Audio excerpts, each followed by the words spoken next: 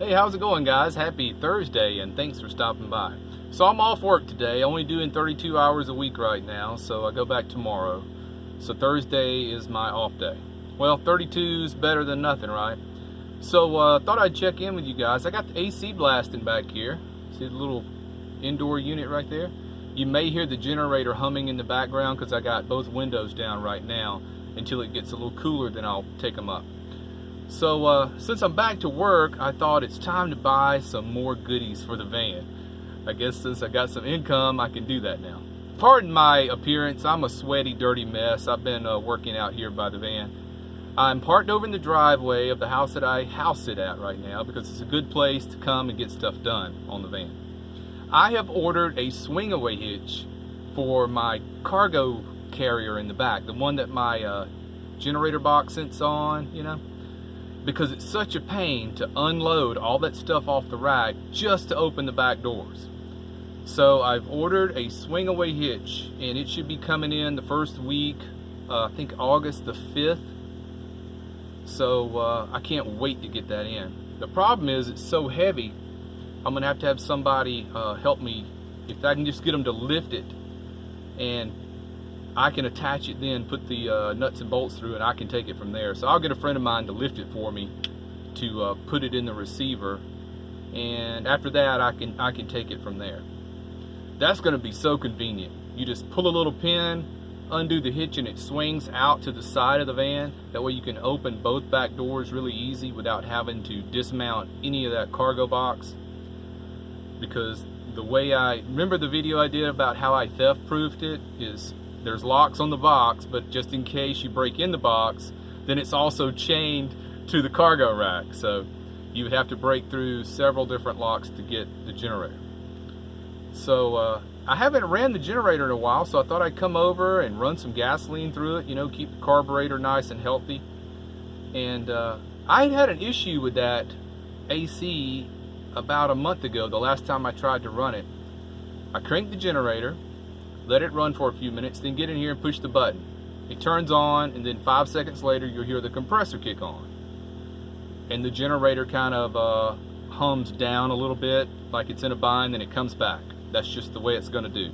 You know, that's just the way generators do when they get that initial startup juice pulling from them. So the compressor sounded like it kicked on, but no cold air. It takes it a minute or two to start blowing cold air. Didn't happen. So I cut it off, waited a little while, turned it back on, and then it worked. So I don't know what that was about, but today it worked fine. So I hope that's not a sign of trouble coming. But after about 3 minutes, it starts blowing some good cold air. And I'm just going to let it run for a while just to keep everything running. And you know, you don't want to let any appliance or tool or machine sit up too long. You know, that's the worst thing you can do for them. And I haven't even ran that generator enough to change the break-in oil on it yet. The manual said run it 20 hours before you do your first oil change, and then after that it's every 40 hours. So I'm not even at 20 hours of running it yet. That's how little I've run the AC. I've just been toughing it out. Let's talk about heat now. We're in the heat of the summer now, and I've had my refrigerator since what, early March? And back in the springtime, it takes very little battery power to run it. It would run for about 2 minutes and shut off for about 15, then run for 2. Well, now that it's 100 degrees every day, that thing was running. It would run up, it'd cool down to 33, and it would shut off. And then when the temperature built back up to 39, it would come on again. And then it'd run till, and it was just running, shut off, run. It was running so much that it was using up a lot of battery power. So now that I'm back to work, what I've decided to do is just unplug the fridge. I took all my food out, put it in my refrigerator at work. There's only 2 of us in the office, and the other guy doesn't even use the fridge, so except for maybe a bottle of water here and there. So I'm keeping all my food that has to be chilled in the fridge at work now, and I'm not even using the fridge in here. I've got to build a better insulated box around it, I guess, because it was using half my battery bank in 24 hours. That's how hot it's been. And you know, inside a vehicle during the day, you know, when I'm parked out in the parking lot at work, you can get, what, 120, 130 inside of a vehicle, even with my reflectix up on the glass to keep it as cool as possible in here. It's keeping the doors cracked, keeping the windows cracked, had the fan on low running, but still, you know, sitting out on that hot asphalt, it was just baking in here. In the fridge, it was keeping up, but it was using a lot of battery power.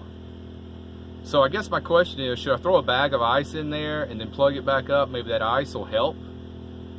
Or do I just keep using the fridge at work until I come up with a better plan? So, you know, last summer I didn't have the fridge. I was just going through a lot of ice in the cooler. I had a little Yeti style cooler. So it's always some sort of obstacle when you're trying to work out the kinks in van life. So guess what this week is? Let's go ahead and celebrate. A year and a half of full-time van dwelling and still working out kinks. Isn't that something? I can't believe I've made it a year and a half. But remember, back on my 1 year mark, I committed to do at least another year. And then when next January comes, we'll reassess and probably do another year. I don't know how I would handle going back into sticks and bricks and having to pay $1,200 a month for rent. I don't know if I could stomach doing that again, to tell you the truth. So I guess the next big exciting thing will be the hitch coming in. And then the next big investment I'll make, I don't have to have it right now, but the next one will be the cell signal booster. And I've been doing some research on it for the last week.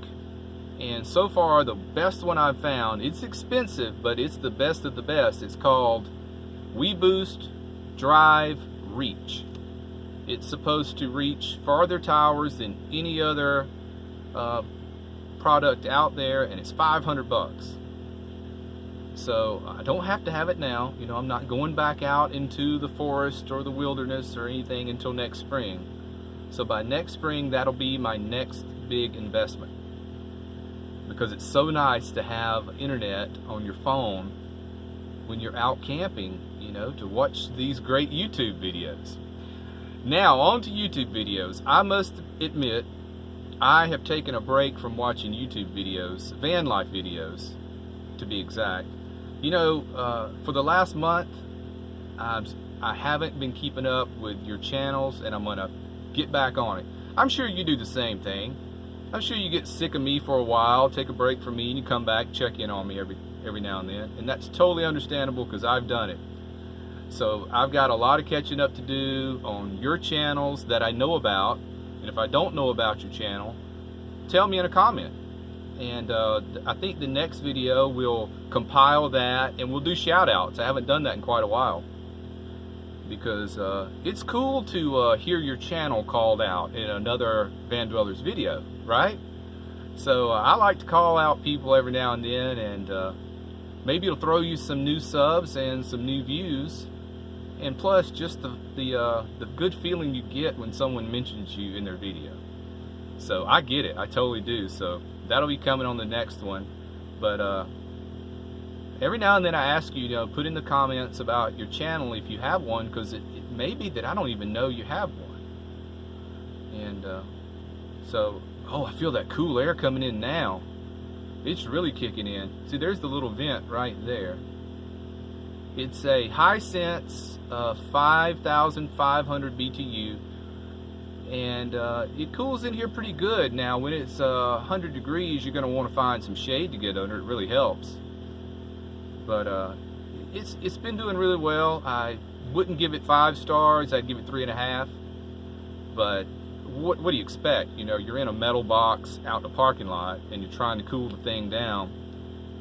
So I'll take what I can get from it, and wouldn't do it differently. How's that for a review? I would buy the same generator. It's a AI Power Walmart brand.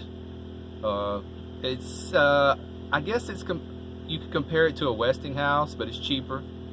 It's ran flawlessly, and this was a refurb unit from Walmart, which was less than half price of a new one, and I just happen to know what they do to these when they refurb them.